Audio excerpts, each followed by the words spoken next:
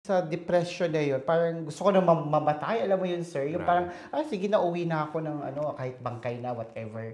Sabi ng may-ari, so mag-provide ka ng pamasahe mo. Contact ako sa sister ko, sabi niya, sige, kung desidito ka na or yun, kung ayan ang decision mo, sige, go. But isang gabi, parang na-realize ko, my God, iniwanan ko yung sa Pilipinas na okay naman ako. Tapos pinagpalit ko, parang my God, parang binuhusan ako ng malamig. Sabi ko, God, nakakahiya.